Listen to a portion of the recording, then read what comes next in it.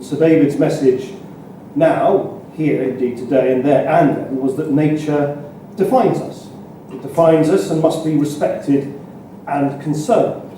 For too long, however, we've taken this valuable natural capital for granted. Last year's State of Nature report identified that 60% of the 3,148 species monitored had declined in the United Kingdom over the last 50 years, and around a third had declined strongly. It's a stark warning. But despite growing public concern, the natural environment has been allowed to slip down the UK political agenda. That's why the Liberal Democrats' pre-manifesto plans include ambitious policies to support the environment in the next Parliament. This includes our new green laws, which Ed Davey announced last week, to build a zero-carbon Britain, reducing waste, saving energy through more sustainable heating, boosting green transport, and improving access to nature. Whatever the sceptics want us to think, green growth isn't, of course, a contradiction in terms. Our natural resources are finite, so in the future the only sustainable growth will be green. Since 2010, the Liberal Democrats have worked hard to ensure the coalition government delivers an ambitious green agenda. Of course it's true that we haven't always won the day, yet we have achieved some important changes. In 2011, we published the coalition government's Natural Environment White Paper. It set out a detailed programme to preserve our wildlife, land, rivers and seas for future generations. In the last 3 years, we've implemented 3/4 of its commitments. This includes establishing the Natural Capital Committee, a team of experts dedicated to monitoring and safeguarding Britain's natural wealth. Through our new biodiversity strategy, we're taking steps to halt the decline in biodiversity both nationally and globally. In 2013 to 2014, we're investing around £530 million in biodiversity conservation. In planning, we maintain strong protections for the green belt, national parks and areas of outstanding natural beauty, promoting sustainable development. To rid our countryside of the blight of discarded plastic bags, we're introducing a new 5p charge on single-use plastic carrier bags next year. We want this measure to cut significantly the number of these bags being used and carelessly thrown away. We're improving the quality of our soil, restoring England's peatlands and securing the future of our woodlands. England now has 10% woodland cover, its highest level in 600 years. Meanwhile, over 90% of our sites of special scientific interest are being maintained in favourable or recovering status. In our seas, we've created 27 marine conservation zones. We're managing our fish stocks more sustainably, securing a historic deal to reform the EU's common fisheries policy that will finally ban the wasteful practice of discard. We're reforming the water industry to make it work more sustainably. We want to increase competition and ensure suppliers support the long-term resilience of our water resources. As the risk of floods and other extreme weather events increases, the coalition government is investing record levels of resources to strengthen our flood defences and protect against the erosion of our coastline. Central to all of these measures, of course, is our work to tackle global climate change.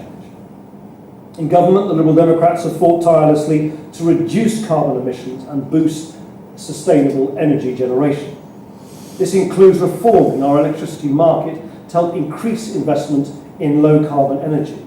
In the last 4 years, the coalition government has more than doubled the share of total electricity generation which comes from renewables. Wherever we can, the Liberal Democrats are committed to pushing our coalition partners, present or future, to go further and faster. Our pre-manifesto plans include passing a Nature Act in the next Parliament to increase essential environmental protections. This legislation would put the Natural Capital Committee on the same legal footing as the UK Climate Change Committee. It would enable this team of experts to recommend measures to secure our natural capital, as well as give them extra powers to prevent the loss of existing habitats, species and biodiversity. The Liberal Democrats would also set statutory targets for cleaner air and water and enforce stronger protections for resources like peat and wood to help them recover from years of overuse. Where people are flouting the rules, we want to strengthen the penalties they face, increasing the fines for environmental crimes. We would then invest these extra funds in boosting enforcement by the Wildlife Crime Unit and Environment Agency.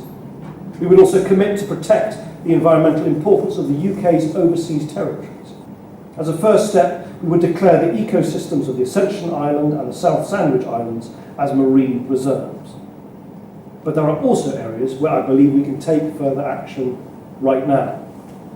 Most importantly of all, we need to keep pushing back on these myths that dismiss our natural environment as either an unaffordable extra or a commodity to be used without concern for the future.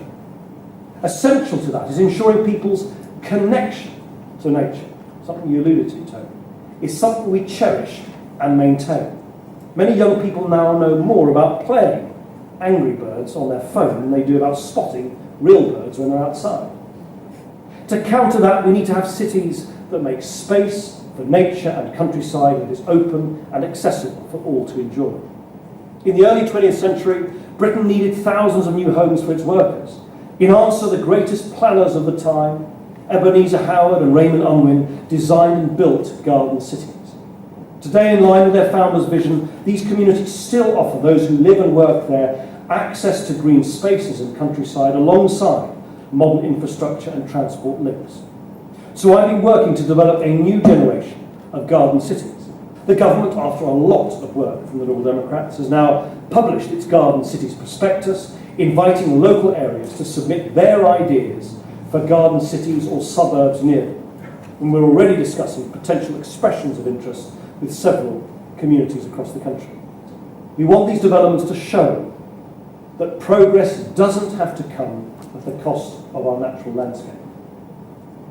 To that end, the Liberal Democrats' Nature Bill will also place the UK's forests in trust. We want to protect these valuable resources from the threat of ever being sold off to the highest bidder. I also want to see far greater progress in opening up Britain's coastal paths.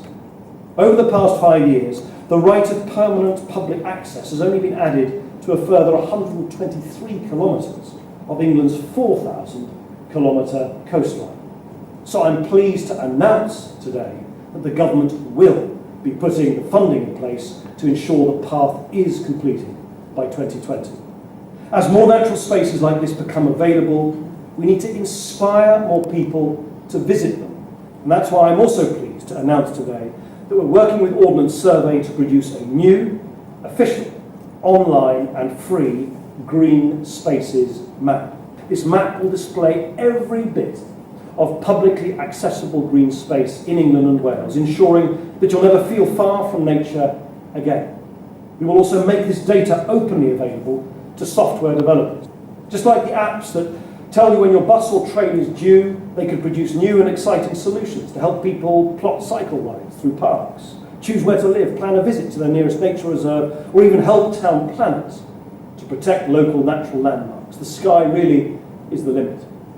Finally, one of our greatest natural treasures is, of course, the Royal Botanic Gardens at Kew. Established in 1759, Kew Gardens is one of the world's most important botanical research and education facilities. Yet, like every publicly funded organisation, Kew has been facing a squeeze on its budget in recent years. The government is nonetheless focused on ensuring that its great work can continue. And that's why I'm finally pleased to announce today that I have secured £1.5 million of further government funding for Kew Gardens until April 2015. In conclusion, none of us want our daughters and sons to have to explain to their children about how our country's natural wealth was carelessly lost. All of us have a duty to act now. The evidence clearly shows our natural world is at risk. In the Liberal Democrats, we're committed to work with you to halt that decline, securing the beauty, diversity, and sheer splendour of Britain's natural environment for generations to come.